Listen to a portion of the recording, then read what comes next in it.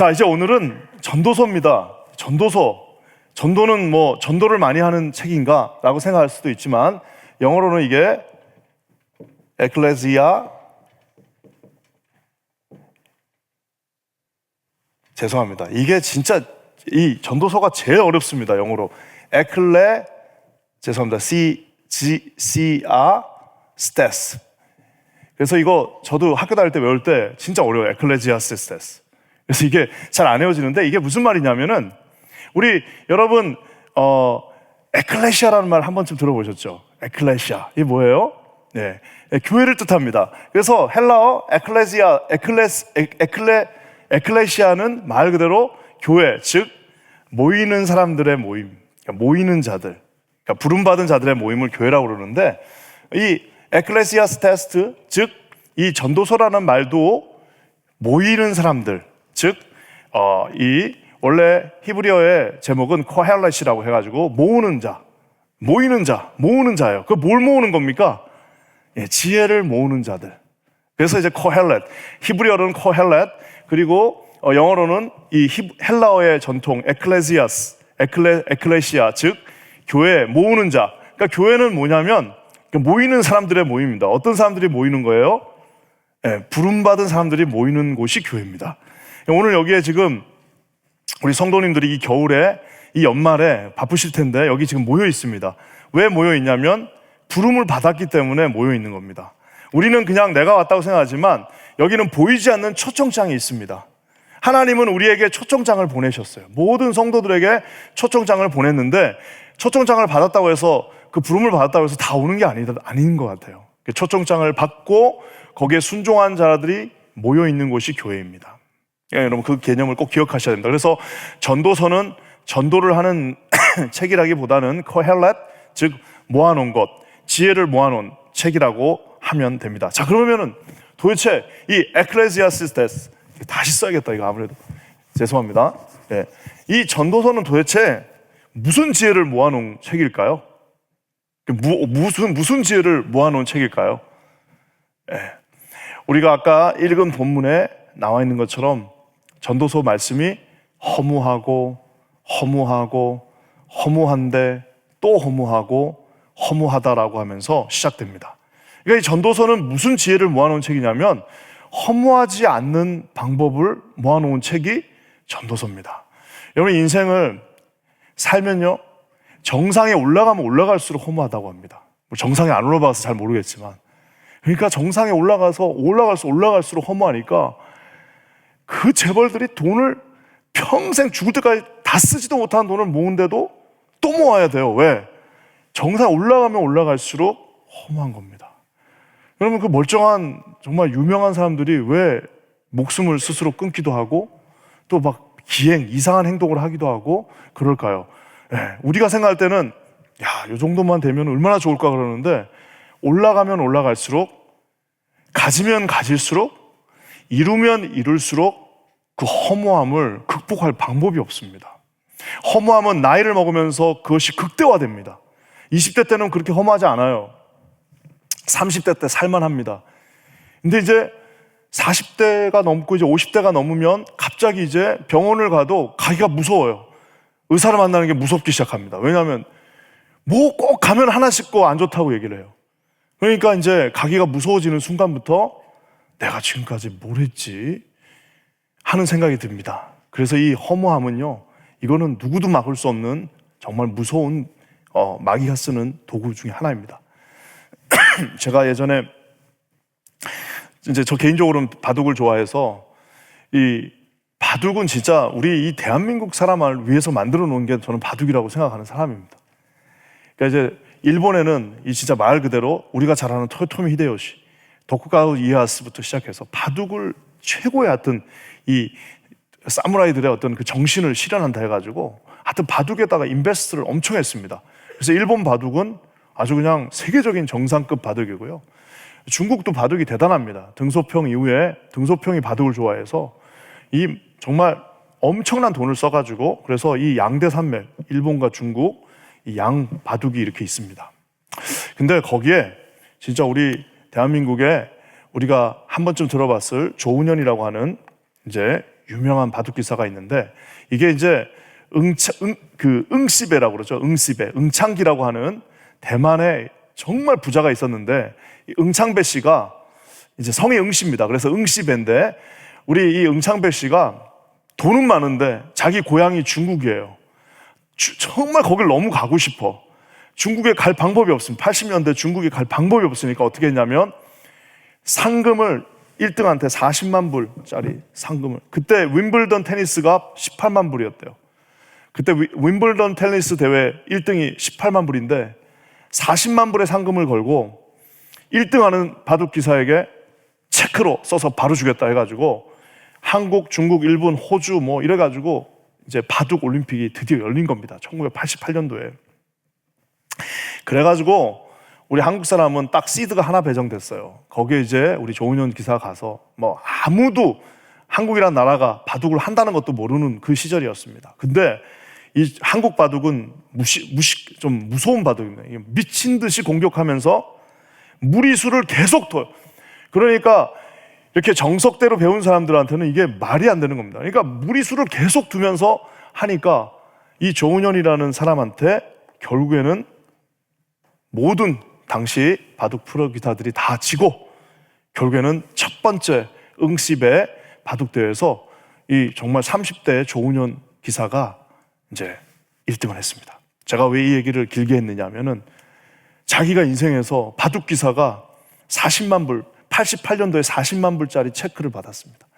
그리고 바둑 첫 올림픽에서 1등을 한 겁니다. 우리 대한민국 무명의 나라가 이제 바둑 그 이후로는 전부 다 한국 사람들이 2번인가 빼고 다 우승했습니다. 한 번 첫 번째 사람이 이 좌표를 어디다 찍느냐가 진짜 중요합니다. 첫 번째 사람이 좌표를 한 5등증에다 찍으면요, 그때부터는 6등, 7등, 8등밖에 없어요.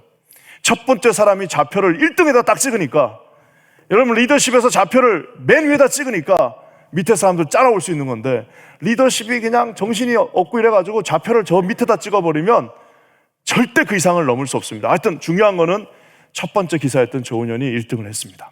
자, 근데 이분이 유명한 이 박치문 기자의 이 기록에 이렇게 나와 있습니다. 저는 지금 이 말을 하려고 이 말을 길게 했습니다. 40만 달러짜리 수표를 받았어요. 그랬더니 이렇게 표현하고 있습니다. 방 안에, 그러니까 이제 자기가 방에 딱 들어갔더니 호텔 방에 들어갔더니 앞에 40만 불짜리 체크가 딱 있습니다. 그래서 이분이 이렇게 기록했습니다. 방 안엔 깊은 정적이 흐르고 도무지 이해할 수 없는 슬픔 비슷한 것이 느껴졌다. 도무지 이해할 수 없는 슬픔 비슷한 것이 느껴졌다. 도무지 이해할 수 없는 슬픔 비슷한 것. 도대체 이거 뭘까요? 도무지 이해할 수 없는 슬픔 비슷한 것. 이게 뭐예요? 이게 바로 정상에 오른 사람이 가지는 허무입니다. 근데 대부분은 정상에 올라가지도 못하는데 우리는 정상에 올라가지도 못하는데도 허무가 있어요. 왜? 정상에 올라간 사람은 허무하면은 야, 멋있다. 야, 역시 조은현이야. 정말 도무지 이해할 수 없는 슬픔 비슷한 것. 야, 나도 저런 거 한번 40만 불짜리 책 한번 잡고 내가 한번 느껴봤으면 좋겠다. 이런 분들 많으실 겁니다. 근데 여러분, 우리 인생이 누군가는 다 정상에 올라갑니다. 여러분, 이런 어떤 승리의 정상도 있지만 우리 삶을 정리해야 되는 정상도 있습니다. 그래서 우리 인생은 두 가지 정상이 있습니다. 하나는 정말 말 그대로 자기가 탑이 돼가지고 올라가는 정상이 있는 반면에 우리 인생을 이제 마지막 정리해야 되는 정상이 있습니다. 두 가지 정상에 우리는 둘 다 오를 확률은 거의 없고요. 하나 오를 가능성이 높습니다. 자, 근데 그 올라갔을 때에 도무지 이해할 수 없는 슬픈 비슷한 것. 도대체 이거는 뭘까? 여러분, 이것이 바로 허무입니다. 이것이 극복되지 않으면, 이 허무가 극복되지 않으면, 여러분, 이 도무지 이해할 수 없는 슬픔 비슷한 것은 우리의 인생에 지금 찾아오면 다행입니다. 왜? 우리 두 손이 멀쩡하고 내가 지금 뭘 할 수 있을 때 도무지 이해할 수 없는 이 슬픈 비슷한 것이 찾아오면, 야, 이거 아닌가 보다 하고 우리가 뭔가를 대책을 세우고 그 반대편으로 갈 수도 있고 그거를 허락하지 않을 수도 있는데, 이 도무지 이해할 수 없는 슬픔 비슷한 것은 언제 찾아오느냐? 아까 제가 얘기한 정상. 대부분의 저와 여러분들에게는 인생을 이제 마무리해야 되는 그 시점에 이 도무지 이해할 수 없는 슬픔 비슷한 것이 찾아오게 되어 있습니다. 그래서 여러분 오늘 전도서의 말씀을 사실 저랑 같이 한번 봤으면 좋겠는데요. 전도서는 사실 이렇게 쉽게 제가 특세 때 한번 쭉 하긴 했지만 이게 사실 조금 깊이 있게 다뤄줘야 되는데요. 오늘 할 수 있는 만큼 해보도록 하겠습니다. 인생은 헛되다고 아까 얘기하고 있습니다. Vanity of vanities. 그냥 베니티가 아니라 전도자가 이 말을 했는데요. Vanity of vanities. Vanity and vanities. Vanities 하면서 죄송합니다. 무조건 5번에 걸쳐서 모든 것이 헛되다라고 얘기합니다. 한 2번만 얘기해도 알았다고 할 텐데 한 3번 얘기하면 아유 강조하시나 보다, 4번쯤 얘기하면 되게 사무쳤나 보다. 근데 전도자, 즉 우리 복음주의권 안에서 보는 전도자의 저자는 솔로몬입니다. 하지만 그냥 솔로몬이 아니라 말년의 솔로몬입니다. 인생을 망쳐버린, 인생을 망쳤어요. 이분은 하나님이 주신 그 모든 것들을 자기의 쾌락을 위해서 혹은 자기의 어떤 정권을 유지하기 위해서 얼마나 인생이 후회될까요? 제가 여러 번 얘기하지만 정말 작은 가게 하나만 해도 주님의 영광을 위해서 할 수 있는 일들이 얼마나 많은지 모릅니다. 그렇잖아요? 작은 사업처 하나를 하나님이 주셔도 우리 하나님 앞에 우리가 해드릴 수 있는 것들이 너무나도 많습니다. 작은 교회 담임 목사가 돼도요, 정말 주님의 영광을 위해서 내 권한으로 할 수 있는 것들이 많습니다. 장로님들은 물론이죠.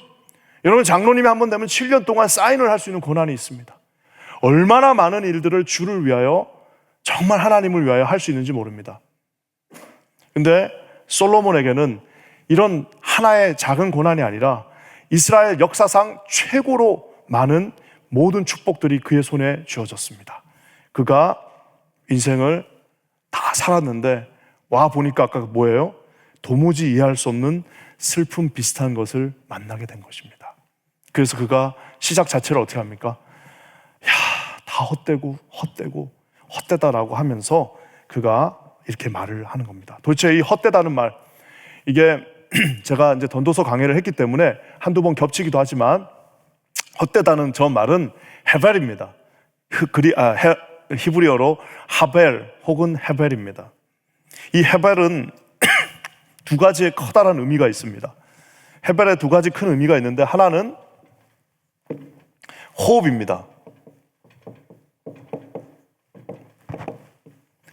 그래서 헤벨 이러면은 이게 이제 하나의 그냥 안개, 호흡, 수증기 이렇게 말할 수 있습니다.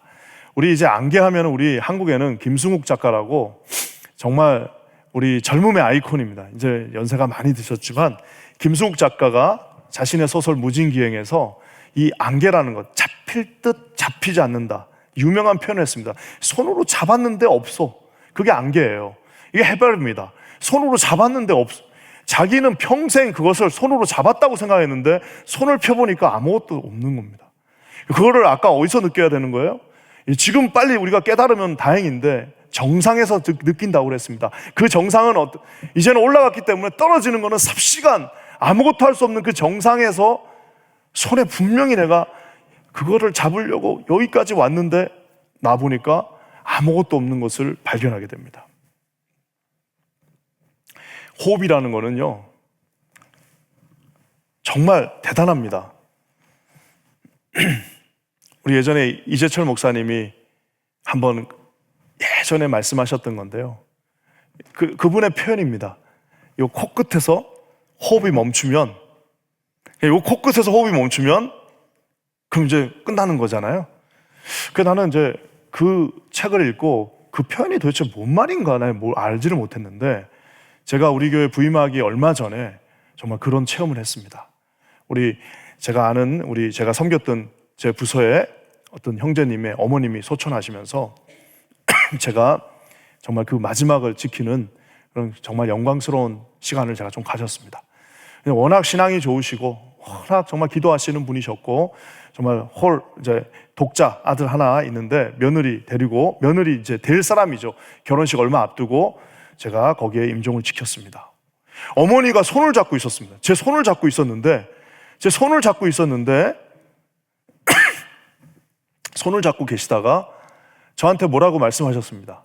그래서 제가 듣고 그 어머니한테, 어머니, 우리 아들, 며느리 예수 잘 믿고 나중에 장로님 되시니까지 제가 옆에 지켜보겠습니다. 걱정하지 마세요 하고 막 이렇게 귀에다 대고 말씀을 드렸는데, 어머니가 뭐라고 말씀하시고 제 손을 잡고 있다가 그 손을 정말 분명히 잡고 있었는데 아주 살며시, 아주 희미하게, 힘이 없으시니까 잡고 있었는데 손을 살짝 놓는 그걸 느꼈어요. 제가 느꼈어. 그래가지고 느꼈더니 옆에 있던 이제 그 간호사죠, 지키고 계신 분이 오더니 코에다가 이렇게 코앞에다가 손을 갖다 댔습니다. 돌아가셨다고. 그 상간이 1분 2분, 근데 코에다 손을 다 갖다 대시더니 돌아가신 것 같다고, 다 제거하시더니 그랬다고 그랬어요. 그게 뭐냐면은 이 호흡이 우리 코끝에서 사라지는 그 순간 해별, 이제 허무함이 우리에게 밀려오는 것입니다.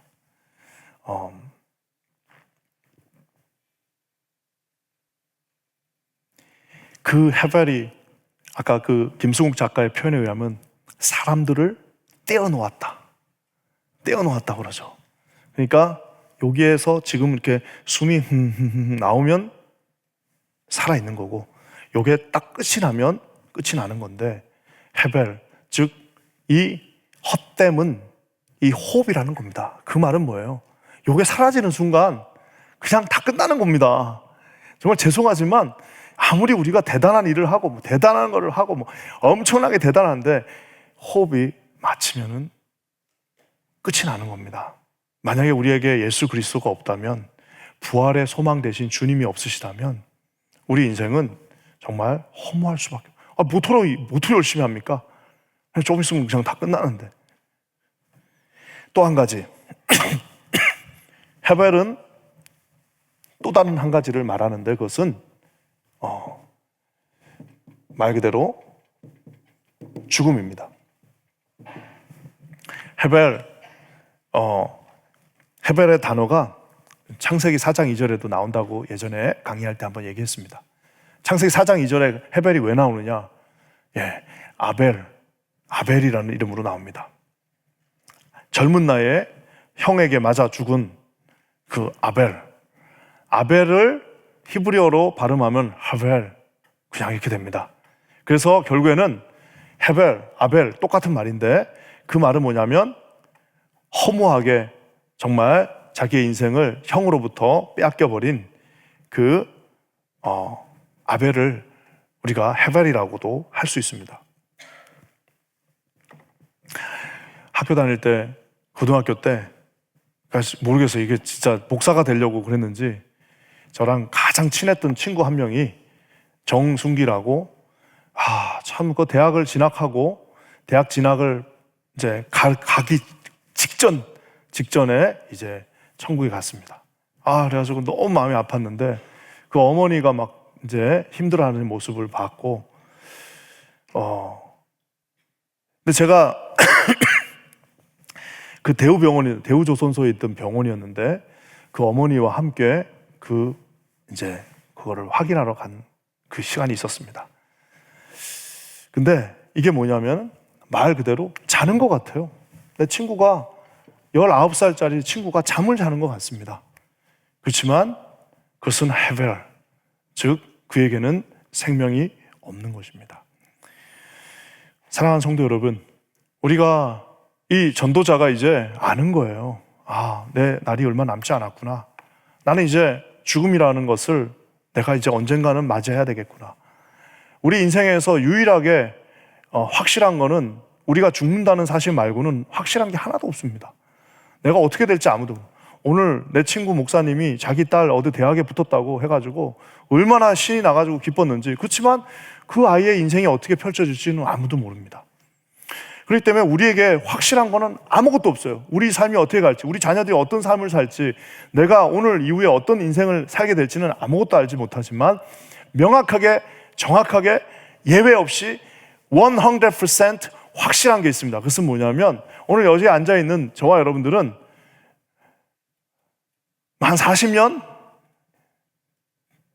길게 살아봐야 한 50년 정도의 시간이 지나면 우리 인생에 여기 남아있을 사람 아무도 없습니다. 더 중요한 사실은 그 30년, 40년이 굉장히 긴 시간 같지만 가만히 생각해보면은 모여가지고 얘기하다 보면은 우리 나 대학 때 말이야, 나 고등학교 때 이러면 그게 벌써 3, 40년, 50년 전이에요. 이런 그런 인생을 한 번 더 우리가 살게 되면 우리는 우리 인생이 종말을 맞이하게 된다는 사실입니다. 왜 우리가 허무한가? 죽음에 대한 대책이 없기 때문입니다. 그냥 아무리 우리가 말을 해도 나는 안 죽을 것처럼, 내 인생은 끝까지 갈 것처럼, 나는 끝까지 건강할 것처럼, 그리고 내가 뭔가 대책을 세워놓은 것처럼 우리가 서로 거짓말하고 있는 겁니다.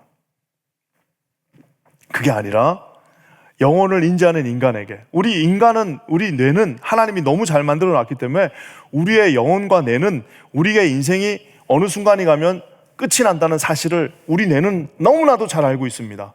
하지만 이 인생에서 아무도 거기에 대한 답을 줄 수 있는 사람이 없습니다. 그렇기 때문에 우리의 뇌가 인지하는 것과 답이 없는 것 사이에서는 결국 뭐예요? 허무한 것밖에 없습니다. 해봐야 아무 소용이 없는 겁니다. 허물을 극복하기 위해 사람들은 별별 짓을 다 합니다. 온갖 쾌락으로 다 갖다가 집어넣어 보지만 그 쾌락이 얼마나 갑니까?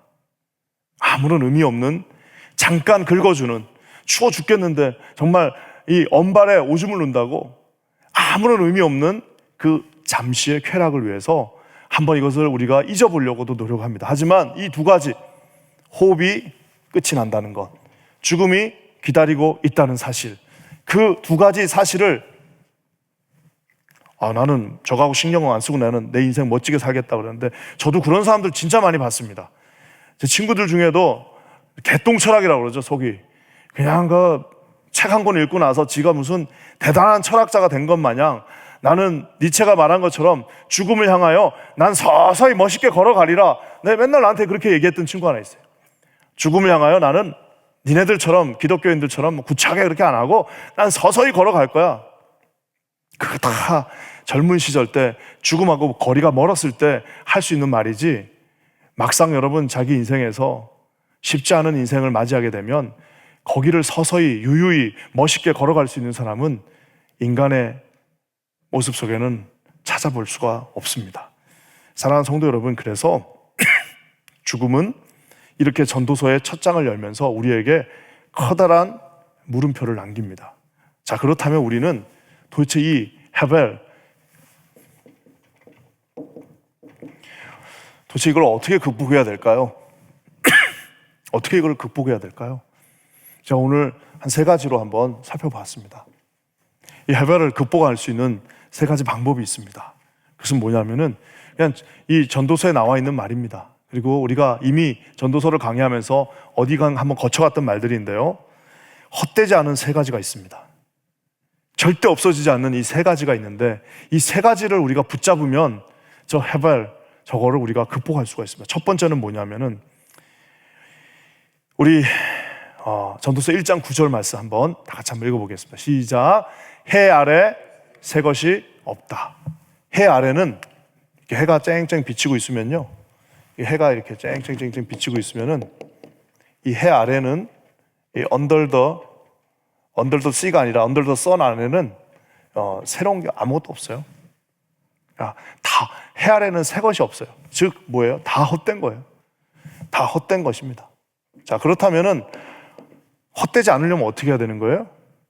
해 아래는 다 헛된 거예요. 그러면 어떻게 해야 됩니까? 해 위는 도대체 뭐가 있는지를 봐야 돼요. 해 아래는 다 헛되다 그러면 도대체 헛되지 않은 거는 뭐냐? 그것은 해 위에 계신 분은 헛되지 않습니다. 사랑하는 성도 여러분, 오늘 우리가 예수 안에서, 그리스도 안에서 새롭게 거듭나는 사람들을 우리가 뭐라고 말합니까? 우리 교회는 이제 세례를 주지만 침례를 주는 곳도 있지 않습니까? 우리 교회야 초교파니까 선교지 가면 침례 줄 수도 있습니다. 뭐든지 다 편한 대로 하면 됩니다. 중요한 사실은 여러분, 이 세례도 좋은데 침례가 좋은 게 하나 있습니다. 그건 뭐냐면은 침례는 의미가 명확합니다.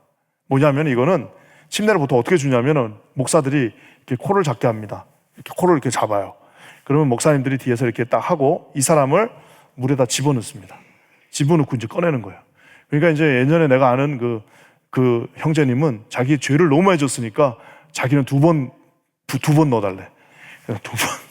두 번 넣어달래. 푹 좀 담궈달라는 말이죠. 그래서 그래? 해줄 수 있다고 그래서 그냥 할 때까지 할 수도 있는 거예요. 이게 살짝 몇 방울 받는 거하고 완전히 들어갔다가 다시 나오면은 그 뭐예요? 말 그대로 예전에 저 캘리포니아에 우리 새들백 교회죠. 거기는 이제 그 침례를 주고 일어날 때 그 모습들을 찍어놓은 비디오가 있습니다. 어떻게 되는 거예요? 해같이 빛나는 거예요. 그러니까 왜?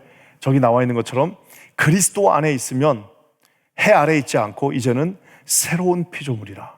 이전 것은 지났으니 보라 새 것이 되었다. 저 새 것이 됐다는 게 무슨 몸이 새로워졌다는 말이 아닙니다. 우리의 어떤 그 삶의 무슨 형태가 새로워졌다는 그런 의미가, 우리가 깨끗해졌다는 의미는 더더욱 아닙니다. 저기서 새로워졌다는 말은 뭐냐면은 존재 자체가 완전히 정말 우리가 허무한 저 호흡과 죽음의 리밋에서 있던 존재들이 이제 완전히 새롭게 하나님 안에서 해 위에 있는 존재, 즉 하나님과 함께 있는 새로운 피조물이 된다는 것이 저기에 소망이 있는 것. 그래서 해 아래에 있는 모든 것들, 해 아래, 우리가 해 이상 갈 수 있는 사람이 누가 있습니까? 해 아래에 있는 모든 것들은 다 사라지는 것들입니다. 여기 이렇게 포인세티아도 아름답고 교회가 아름답고 피아노가 얼마나 아름답고 우리 찬양팀이 얼마나 참 이렇게 신실하게 주를 찬양하고 이 교회가 얼마나 웅장하게 지어져 있고, 하지만 이 모든 것들은 다 해 아래에 있는 것들입니다. 하지만 해 위에 계신 우리를 새롭게 새로운 피조물로 만드시는 그 하나님은 변하지 않는다. 그리고 그것은 허무하지 않는다는 사실을 사랑하는 성도 여러분 반드시 기억하시는 저와 여러분 되시기를 주님의 이름으로 간절히 부탁드립니다. 그래서 해 위는 허무하지 않습니다. 해 위에 있는 것, 즉 하나님은 허무하지 않습니다. 또 한 가지 우리가 하나님이 주시는 귀한 말씀이 있습니다. 고린도서 15장 17절 한번 같이 읽어볼게요. 시작. 그리스도께서 다시 사신 것이 없으면 너희의 믿음도 헛되다. 믿음도 헛되지 않습니다. 저와 여러분의 믿음이, 우리의 믿음이 예수 그리스도 안에 패 있습니다. 예수 그리스도는 죽은 지 3일 만에 다시 부활하신 하나님의 아들이십니다. 그분은 우리에게 분명히 약속하셨습니다.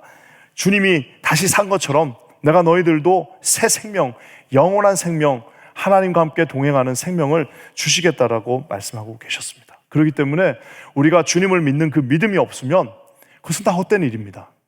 많은 분들이 예수를 믿으면서 진짜 믿음 없습니다. 정말 예수님 믿으면서도요, 진짜 믿음이라고는 요만큼도 찾아볼 수 없는 분들이 있습니다. 난 정말 왜 저분들이 저렇게 복잡하게 인생을 사는지 모르겠어요. 차라리 그냥 세상에 나가서 저 헤벨 하면서 있는 동안 즐겁게 살면 될 텐데 그것도 아니에요. 그것도 아닌데 교회 안에 앉아있지만 믿음으로 세상을 보지 못하고, 믿음으로 하나님의 사람을 보지 못하고, 믿음으로 하나님이 주신 사명을 바라보지 못하고, 믿음을 가지고 하나님 앞에 우리는 부활하시고 새 생명을 주시고 영원히 우리와 함께 동행하시는 왕 되신 하나님을, 왕 되신 예수 그리스도를 바라보지 못하는 정말 속이 요만한 믿음 없는 사람들이 얼마나 우리 가운데 많이 있는지 모릅니다. 저는 우리 모두가 믿음은 헛되지 않는다고 말했습니다. 그 외 모든 것들이 다 헛된데 우리의 모든 기준들을, 여러분의 가정의 그 기준들을 예수 그리스도와 함께 동행하는 믿음의 기초에, 그러니까 믿음이 센 사람, 믿음이 세지 않은 사람들은 이거 어떻게 알 수 있느냐? 이거는요, 진짜 결정적인 순간이 되면 알 수 있습니다. 여러분, 우리 다음 말씀도 한번 볼까요? 하나 또 이 믿음도 허무하지 않은데요,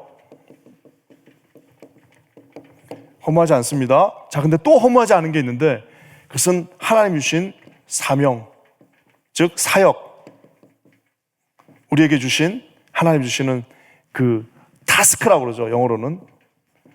사명은 허무하지 않습니다. 오늘 말씀에 뭐라고 나와 있습니까? 그 다음 말씀 한번 주시겠습니까? 네. 한번 같이 읽어볼게요. 시작. 각 사람의 공적이 나타날 터인데 그날이 공적을 밝히리니 이는 불로 나타내고 그 불이 각 사람의 공적이 어떠한 것을 시험할 것임이라. 만일 누구든지 그 위에 세운 공적이 그대로 있으면 상을 받고. 하나님이 뭐라고 말씀하셨냐면 불로 그 모든 것들을 다 태우는데요, 진짜 무슨 마지막에 남는 거는 공적, 그 뭐예요? 그 믿음에 기초한 하나님 앞에 주신 그 사명을 바라본 그 붙잡는 그 믿음은 사라지지 않습니다. 근데 그 믿음이 없으면요, 다 불타버립니다. 조금만 어려우면요. 그러니까 우리가 코로나 때 모든 것을 다 봤습니다. 모든 민낯을 우리가 다 봤습니다. 여러분, 맨날 우리가 뭐 예수님을 위해서 목숨을 건다 그러지만 우리 중에 그런 사람 거의 없습니다. 죄송하지만 우리는 코로나 때 우리가 볼 수 있는 모든 민낯을 다 봤습니다. 뭐 물론 이제 뭐 우리가 우리 교회만큼 정말 이 나라에 살아는 대로 한 교회도 없지만 우리는 스스로에게 더 잘 알 것입니다. 코로나 때 우리는 모든 민낯을 다 보았습니다. 불이 한번 임하고 물이 그것을 휩쓸고 가면 가짜들은 다 사라지게 돼 있습니다. 믿음으로 하지 않은 모든 것들, 믿음이 있노라 하면서 그 모든, 그러니까 예수님 앞에 서면 우리가 무슨 이 계급장, 그다음에 나이, 우리 학벌, 무슨 내가 교회에서 한 것들 다 내려놓고 주님은 내가 그 마지막 날에 너의 믿음을 보겠니라고 말씀하셨고, 그 믿음은 정말 우리의 마음을, 우리의 모든 것들을 그리스도 앞에 내어놓는 그거 외에는 다 사라진다라고 말하고 있습니다. 그래서 고린도전서 그 앞에 15장 58절에는 이렇게 말합니다. 그러므로 내 사랑하는 형제들아, 견실하며 흔들리지 말고 항상 주의 일에 더욱 힘쓰는 자들이 되라. 이는 너희 수고가 주 안에서 헛되지 않은 줄 알미라. 하나님은요, 우리의 타스크, 사역, 사명 하나도 다 잃어버리지 않습니다. 그러니까 어리석은 사람들은 자기의 이름을 교회 무슨 책에다 남기려고 합니다. 어리석은 사람들은 자기의 이름을 교회에다 무슨 기념비 썩은 거에다가 남기려고 합니다. 어리석은 사람들은 자기의 이름을 우리 인간들, 같은 인간들의 뇌 속에다 남기려고 합니다. 하지만 여러분, 가장 현명한 사람들은 그 모든 것들은 다 사라집니다. 아무리 우리가 대단한 일을 하고 아무리 대단한 것들을 우리가 남겼다라도 사람들의 가슴 속에 세워진 것들은요, 나중 지나면 그거 누가 했더라? 한 10년만 지나보세요. 이름도 기억 안 납니다. 하지만 우리 주님의 그 너희 수고가 주 안에서 헛되지 않는다, 내가 너희들 모든 것들을 다 생명책에 기록한다고 말씀하신 주님 앞에는 아무것도 헛되지 않습니다. 그냥 우리는 누가 그걸 보느냐 마느냐 이런 거 가지고 막 유치하게 이럴 필요가 없습니다. 왜? 하나님 한 분만 기억하고, 어차피 모든 기록은 다 사라집니다. 단 하나님의 그 기록, 하나님의 생명책, 하나님 오늘 말씀하신 것처럼 너희 수고는 주 안에서 헛되지 않는다. 더욱 힘써라. 아무도, 사람들이 목사님 열심히 섬겼는데 아무도 안 알아줘가지고 상처받아요. 목사님 나만 하는 것 같아요. 사람들이 그냥 뭐 알아봐 주지도 않고 나만 혼자 죽도록 고생하는 것 같습니다.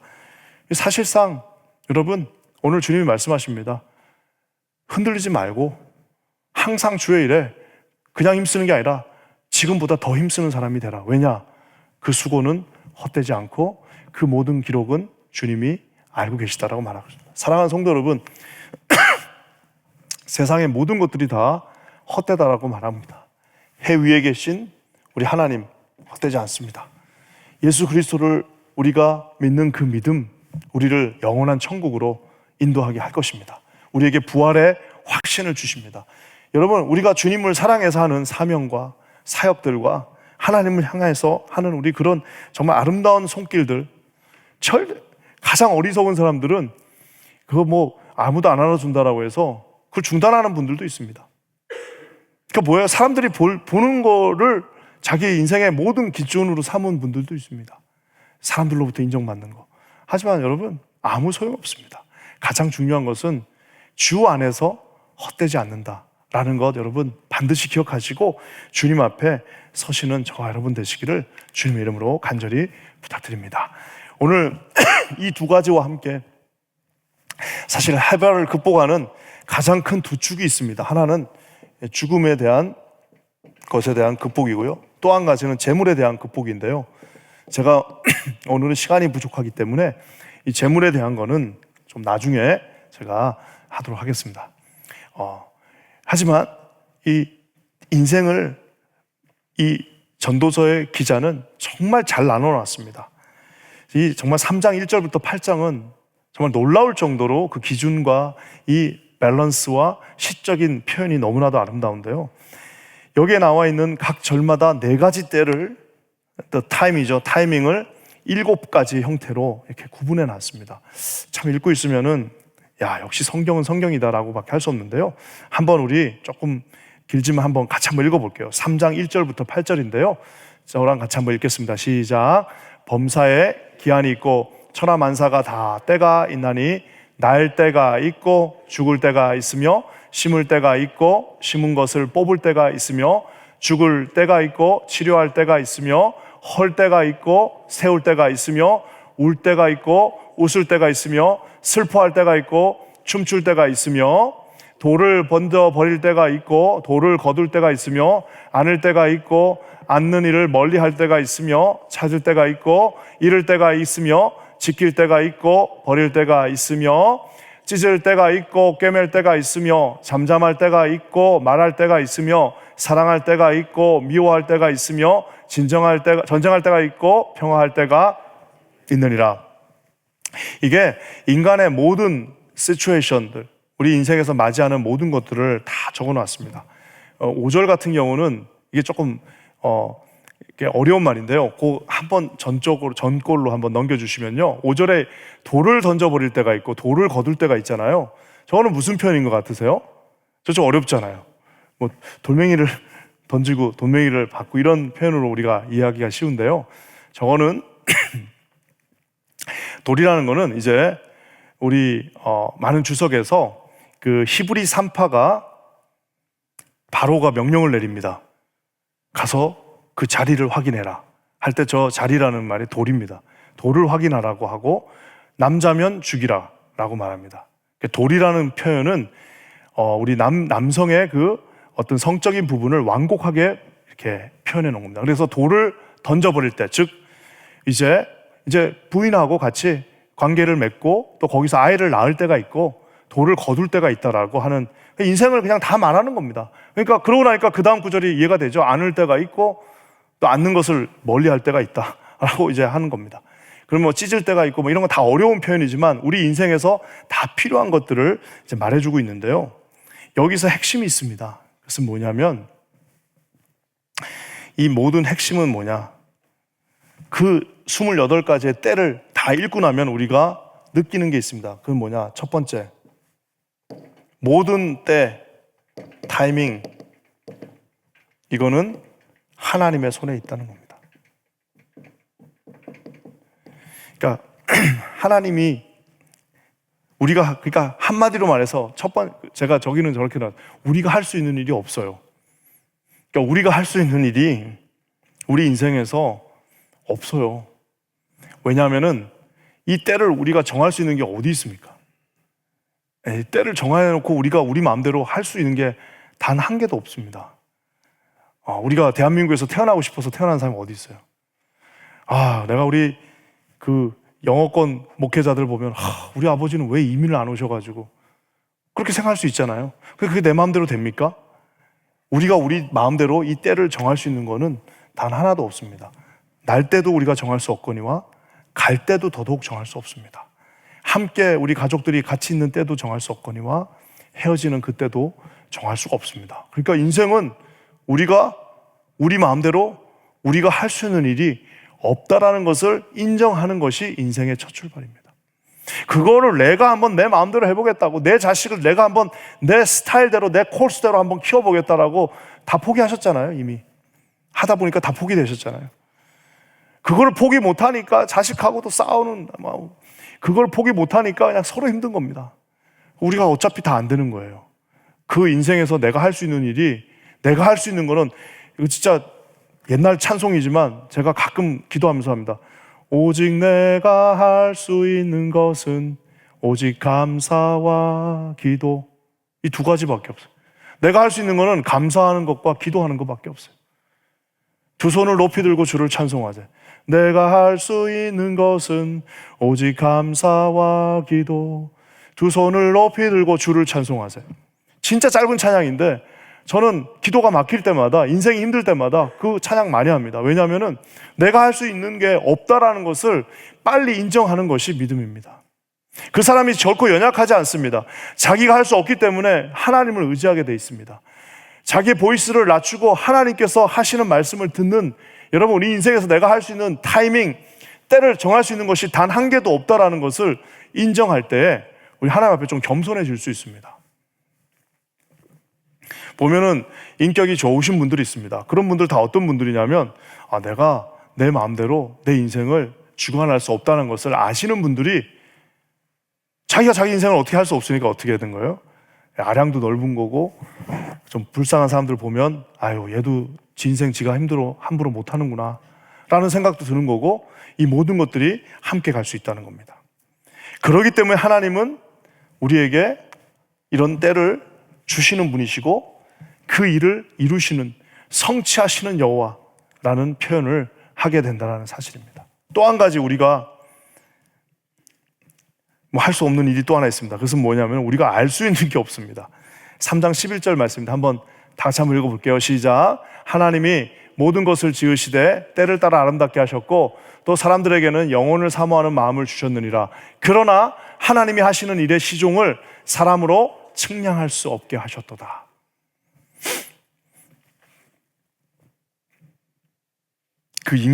우리가 지금 욥기서의 말씀을 지겨우리만큼 계속해서 보고 있습니다. 참 우리 교회 대단한 교회입니다. 새벽에 정말 하루도 안 빠지고 나오시는 분들, 그 욥기서의 말씀, 그 힘든 말씀 어떻게 그렇게 매일 들으시는지 모르겠어요. 오늘도 우리 아침에 최정호 목사님이 설교해 주시는데 얼마나 힘이 나는지, 정말 하나님께서 우리 교회 귀한 목회자들 통해서 말씀 주시는데 오늘도 얼마나 말씀 좋습니다. 대장부처럼 서라 그러는데 그 욥기서의 말씀을 듣고 있으면 내가 내 인생에서 할 수 있는 게 없다라는 것을 빨리 받아들이는 것이 그 사람이 제일 강한 사람입니다. 그 사람이 제일 현명한 사람입니다. 그 사람이 제일 많은 일을 할 수 있습니다. 그 사람이 주님의 마음을 가장 기쁘게 할 수 있습니다. 그래서 이 모든 것들, 때와 이 모든 능력들을 주시는 분 하나님이십니다. 그렇기 때문에 이해되지 않는 것들이 있습니다. 여기 보면은 참 이해되지 않는 게 있어요. 우리 하나님 왜 나한테 우리 하나님 왜 이거를 이렇게 하셨을까? 그때는 두 가지 방법이 있습니다. 욥처럼 욥기 그 지긋지긋하게 30 몇 장까지 지긋지긋하게 하나님하고 스트러글링 하는 방법이 있고요. 죄송하지만 제일 좋은 방법은 도저히 I'm give up. 나 정말 이해가 되지 않기 때문에 저는 일의 시종을 사람으로는 측량할 수 없게 하셨다니까 선하신 하나님, the goodness of God, 하나님의 선하심, 선하신 아버지가 나를 가장 좋은 길로 인도해 주실 거야. 하나님은 나에게 우리 가정에 가장 좋은 것을 주시는 분이셔 라고 이런 믿음으로 취하는 것이 가장 현명한 하나님의 길이라는 사실을 여러분 반드시 기억하시기를 주님의 이름으로 간절히 부탁드립니다. 세 번째, 죄송합니다. 두 번째는 그래서 우리의 어디로 갈지를 몰라요. 갈 바를 모릅니다. 세 번째는 또 제가 좀 재밌게 표현했지만 우리가 인생에서 알 수 있는 일이 하나 있습니다. 아까 그건 제가 얘기했습니다. 한번 읽겠습니다. 시작. 모든 사람의 결국은 일반이라 산자들은 죽은 줄을 알되 해 아래 생하는 모든 일 중에서 그들에게 돌아갈 몫은 영원히 없느니라. 네, 우리가 알 수 있는 것 딱 하나밖에 없습니다. 우리가 알 수 있는 건 딱 하나, 내가 주님 품에 가야 된다는 사실. 그거 하나가 유일한 우리가 알 수 있는 겁니다. 나머지는 알 수 있는 게 없어요. 그래서 현명한 사람들 메멘토 모리가 라틴어로는 죽음입니다. 메멘토, 기억하라. 죽음을 기억하라. 제 방에 가면은 제 컴퓨터 옆에 뭐가 있냐면은 우리 옛날에 양 권사님이 이제 늘 뜨개질 하셨잖아요. 뜨개질 해가지고 주신 그 빨간색 십자가 있습니다. 빨간색 십자가 이렇게 이제 십자가인데 이분이 뜨개질 하셔가지고 빨간색 십자가 있습니다. 그래서 그거 옆에 놔두고 그 위에 뭐 하나를 올려놨어요. 그 뭐냐면은 이제 그 인형인데, 조그만 인형인데 그냥 그 인형을 이렇게 십자가 못 박힌 것처럼 이렇게 해가지고 그 빨간색 그 권사님이 그 병원에서 치매가 오셨었잖아요. 마지막에는 누군지 알아보지도 못하는데 어떤 날 가면 또 막 목사님, 한진관 목사님 오셨구나 막 저한테 그러죠. 그래가지고 제가 한진관 목사가 아니고요, 저는 그 다음 목사입니다 해도 뭐 그러다가도 또 모르시고 막 그러는데, 그분이 주신 그 십자가 위에 제가 제 작은 그 인형인데 거기에 인형을 거기다 이제 올려놨습니다. 그 뭐냐면은 십자가에 못 박힌 인생일 수도 있지만 결국에는 저렇게 다 십자가로 가야 되는 인생이라는 사실입니다. 그래서 메멘토 모리, 내가 언젠가는 끝이 난다. 내가 언젠가는 내 담임 목사 직분도 sometimes, 저는 여러분들이 뭐 아무리 좋아하셔도 때가 되면 이제 내려놔야 될 때가 오는 겁니다. 여러분들도 마찬가지예요. 아무리 좋아도 시간이 지나면 그냥 일할 수 있는 것도 다 한계가 있습니다. 딱 그때밖에 없는 겁니다. 그래서 우리에게 메멘토 모리, 즉 죽음을 기억하라.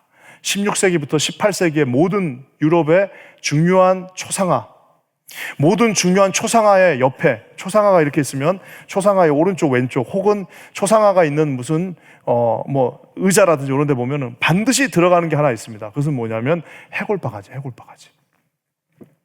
심지어는 어떤 초상화는요 이렇게 45도 각도에서 봐야 돼요. 그러면 해골이 옆으로, 깜짝 놀랐어요. 이렇게 앞에서 볼 때는 그냥 멀쩡한데 요 밑에 가서 이렇게 딱 보면은 해골이 쫙 위로 가 있어요. 그런 그림들이 있습니다. 왜 그러느냐? 말 그대로 메멘토 모리, 인생은 너 죽는다에. 그래서 유명한 왕들의 그림, 유명한 무슨 백작들, 남작들의 그림에 꼭 그게 있습니다. 왜냐? 너도 아무리 네가 대단한 권세를 가져도 너 죽는다라는 것을 한번 이 16세기, 18세기 그 모든 성경적 권위 아래에 있던 시대는 그림에도 그것을 넣어놨다라는 사실입니다. 자, 그렇다면 여러분, 우리에게 주어진 이 짧은 인생을 우리가 어떻게 해야 될까요? 우리가 아까 얘기한 것처럼 이 세 가지가 있는데 이것을 어떻게 우리가 구체적으로 해야 될까요? 저는 두 가지를 여러분에게 제안합니다. 그러면서 오늘 말씀을 마쳤으면 좋겠는데요. 첫 번째는 인생 즐겨야 됩니다. 인생을 즐겨야 됩니다. 즐긴다는 말, 나쁜 말인가요? 한번 우리 말씀을 한번 읽어볼게요. 11장 9절입니다. 시작. 청년이여, 네 어린 때를 즐거워하며 내 청년의 날들을 마음에 기뻐하여 마음에 원하는 길들과 내 눈이 보는 대로 행하라. 그러나 하나님이 이 모든 일로 말미암아 너를 심판하실 줄 알라. 오늘 뭐라고 말씀하시냐면, 청년아, 네 어린 때를 즐거워하며 청년의 날들을 마음에 기뻐하고 즐겁게 하루를 살라라고 말하고 있습니다. 제가 이렇게 이제 오늘 이제 70롱체, 80롱체 이런 데서 이제 와서 잠깐 와달라고 그래갖고 말씀을 뭘 전할까 하다가 전도서에 나와 있는 청년아 창조주를 기억하라는 그 말씀을 전하고 싶은 마음이 딱 들었습니다. 왜 그랬냐면은 많은 분들이 이제 한 나이가 어느 정도 되면 나 이제 나 끝나. 여러분, 요즘은 그냥 특별한 일 없으면 그냥 100살까지 갈 수 있습니다. 지금 여기 계신 분들이 만약에 70이라면 아직도 30년을 더 사셔야 돼요. 여러분 청년입니다. 그러니까 저 말은 아직도 30년, 저 당시에 평균 수명이 45세 정도밖에 되지 않아가지고 50세 요렇게밖에 안 되는데 20살 사람한테 얘기해봐야 저 때보다 지금 70대에 듣는 분들이 더 오랫동안 그것들을 간직해야 될 수 있습니다. 그렇기 때문에 하나님이 우리에게 주신 그 날들을 정말 즐겁게, 소중하게, 보람되게, 세 가지 뭐예요? 이 사명과 믿음과 하나님을 위하여 우리가 산다면은 세상에 여러분 그거보다 더 행복한 날이 어디? 오늘 아침에 일어나면 또 교회 왔는데 새벽에 이런 또 꽃들이 있고 또 이게 앞에 우리 꽃들이 이렇게 장식돼 있고 또 교회 오는 막 음악이 있고 찬양이 있고 함께 나눌 동료들이 있고 웃으면서 또 같이 놀 수 있는 친구들이 있고 이렇다면 우리는 오늘 하루 하나님 앞에 감사하면서 하나님 정말 고맙습니다. 오늘 나도 특별히 우리 금요 예배를 나오시는 분들은 얼마나 대단합니까? 이렇게 금요일 날 이렇게 트래픽이 있고 이렇게 어려운데도 내가 하나님의 성전에 찾아올 수 있는 이 건강을 주셨고 하나님께서 주시는 마음이 있어서 나는 주님 앞에 섭니다라고 여러분 오늘 하루를 즐기셔야 한다는 말입니다.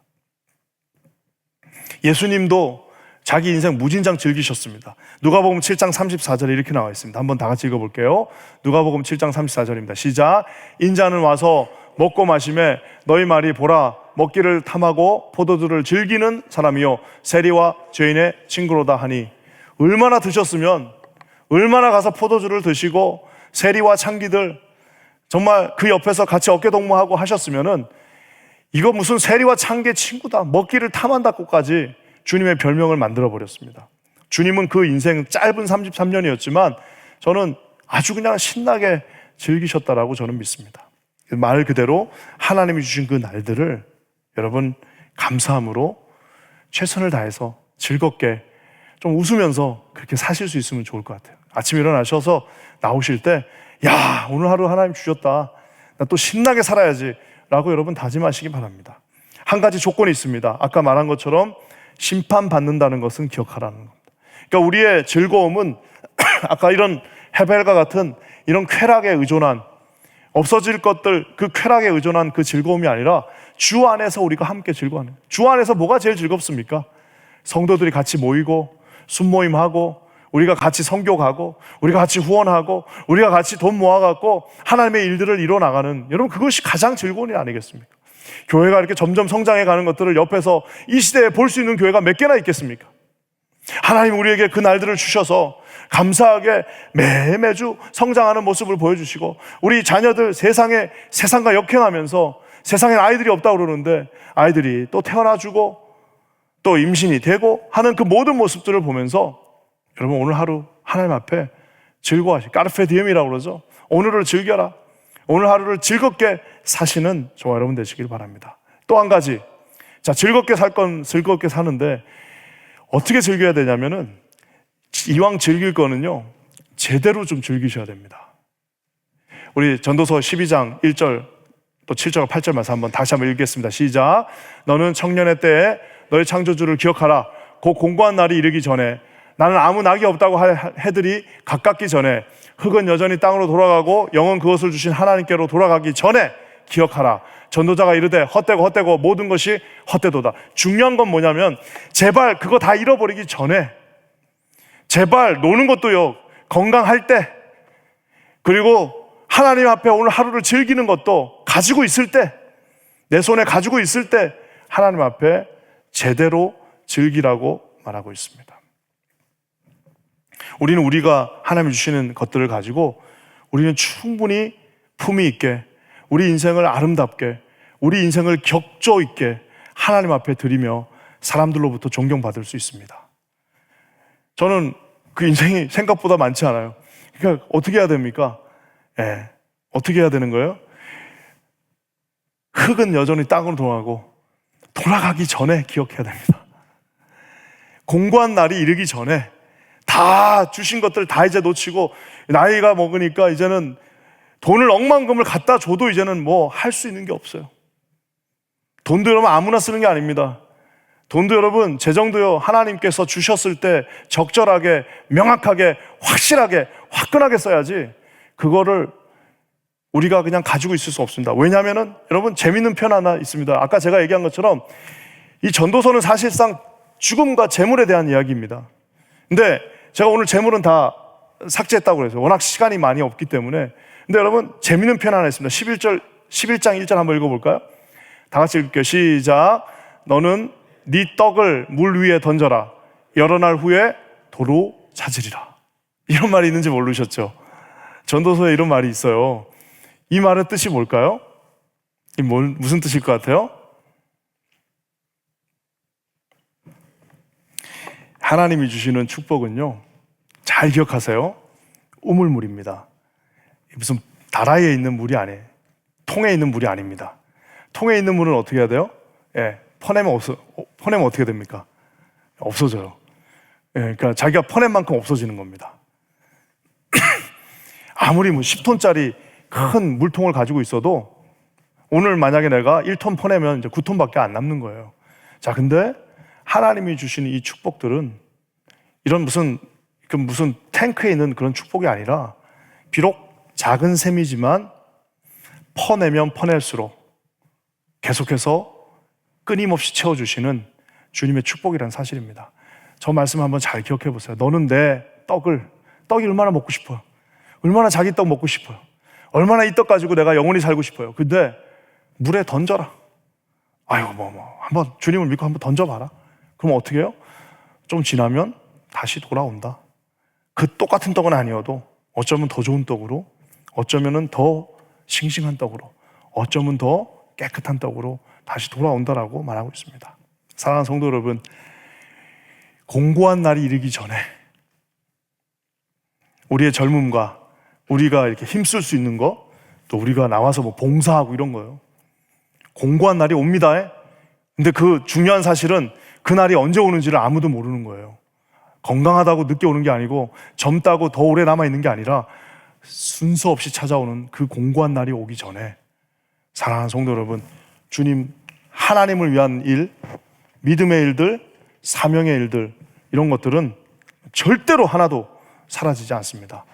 여러분의 떡을 물 위에 던지시고 믿음으로 하루하루를 승리하시면서 기쁨으로 또 감사하면서, 그냥 너는 왜 이렇게 맨날 웃냐? 하나님이 떡 주신대, 떡 던진 거 다시 돌려주신대 라고 믿지 않는 분들에게 좀 이야기도 하고요.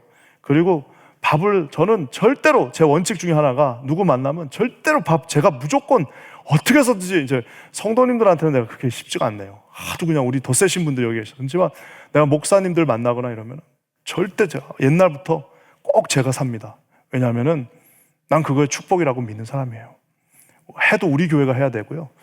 우리가 더 드려도 우리 가정이 하면은 그게 제일 좋은 겁니다. 왜냐하면은 공고한 날은 언제 어떻게 올지 모릅니다. 가장 좋은 것은 하나님의 가장 좋은 시간을 주님 앞에, 가장 좋은 나의 포션을 주님과 함께, 여러분 그렇게 하실 때에 우리 인생이 더 풍성하고, 우리 아까 조은현 구단이 했던 그런 애매한 슬픔은 우리 가운데 없을 것입니다. 인생이 이제 끝나가요. 이제 공고한 날이 왔고 그 정상에서 내려오는 순간이 됐어요. 제일 감사한 거는 그 떡들을 하나님 앞에 다 드린 게 제일 감사할 거고요. 제일 후회되는 거는 그때 내가 그거 왜 안 했을까? 그때 주님이 분명히 시켰는데, 분명히 주님이 나에게 주셨는데 나 그때 왜 그 일을 안 했을까? 왜 내가 그거 더 섬기지 못했을까? 내가 왜 그때 그거 더 못해? 여러분 그게 아마 제일 후회될 겁니다. 여러분의 인생을 말 그대로 전도자, 지혜로운 자, 지혜들을 모아놨습니다. 어떤 지혜를 모아놨어요? 허무해지지 않는 지혜를 모아놨습니다. 허무해지지 않기 위해서는 해위는 허무하지 않다, 믿음은 허무하지 않다, 사명은 허무하지 않다라는 거 반드시 기억하시고, 여러분 죽음 앞에서 에이 죽음 걱정하지 마, 내가 조금 있으면 갈 건데 하나님 앞에 기쁨으로 하루하루를 승리하시는 우리 귀한 킹자한인교회 성도님들 되시기를 주님의 이름으로 간절히 부탁드립니다. 지난주에 제가 그림을 설명을 못했는데요, 좀 시간 걸리지만 1분만. 저게 미켈란젤로의 유명한 최후의 심판입니다. 저 그림이 유명한 미켈란젤로의, 저기 불을 좀 꺼주실 수 있으면 감사하겠습니다. 저 그림이 그 유명한 미켈란젤로의 최후의 심판이라는 그림인데요, 저기 보면은 진짜 대단한 그림입니다. 이제 저기 한번 이제 성당에 가서 보시면요, 저기 가운데 예수님 보이시죠? 이거 제가 이게 없어서 그냥 죄송하지만 이렇게 가겠습니다. 자, 이분이 예수님이에요. 예수님이 심판하십니다. 요 옆에 양옆에 사람이 있는데 요 오른쪽에 있는 사람이 누굴까요? 오른쪽에 있는 사람이 누굴 것 같아요? 예, 오른쪽에 있는 사람이 바들로메입니다. 바들로메. 한번 저 그림을 좀 확대해 주시겠습니까? 오른쪽에 있는 사람. 저 오른쪽에 있는 사람이 이제 톱으로 썰려 죽었다고 믿는 예수님의 제자 중 하나예요.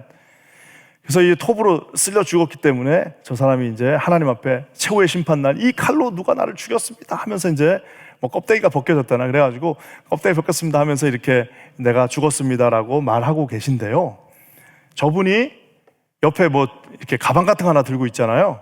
저 가방이 뭘 것 같아요? 저게 자세히 보면 이게 껍데기인데 사람의 껍데기입니다. 근데 더 놀랍게도 미켈란젤로의 그 그림 그릴 때 특징이 하나가 있는데 그건 뭐냐면 자기 얼굴을 꼭 어딘가 하나 넣어놔요. 저 그림 전체에서 저 껍데기 얼굴 보이시죠? 저 찌그러진 얼굴, 저게 미켈란젤로 자신의 얼굴입니다. 예, 다시 불을 켜주시면요. 죄송합니다. 잘 안 보이는데 집에 가서 한번 잘 살펴보세요. 저게 뭘 뜻하냐면 미켈란젤로가 말하고 있는 겁니다. 인생 다 껍데기인데 하나님이 들고 있으면 사는 거고, 그냥 껍데기 가죽이다라고 생각하고 자기가 그림을 그리고 자기 얼굴을 껍데기에다가 집어넣어놨습니다. 얼마나 대단합니까? 사랑하는 성도 여러분, 우리 인생은 허무할 수밖에 없습니다. 하지만 하늘 위도 믿음도 여러분이 하는 모든 사역들 하나도 허무하지 않습니다. 반드시 기억하시고 허무한 날이 오기 전에 결단하시고 하나님 앞에 여러분의 삶을 온전히 드리실 수 있는, 또 얼마나 좋습니까? 얼마나 다이나믹합니까? 예수님과 함께 달려가는 거룩하고 복된 인생들 되시기를 주님의 이름으로 간절히 부탁드립니다. 잠시 한번 기도하겠습니다. 살아 역사하시는 주님, 우리가 지난 근 20주에 걸쳐서 성경의 말씀들, 진리들을 살펴보고 있습니다. 오늘 전도서의 말씀을 통하여서 죽음 앞에, 그 해발 앞에서 하나님 영원한 것들을 허락해 주신 주님을 살펴보았습니다. 성령 안에서 늘 승리하게 하시고 공고한 날이 이르기 전에 우리 모두가 하나님 앞에 주님을 바라볼 수 있는 귀한 성도들 되게 하여 주시옵소서.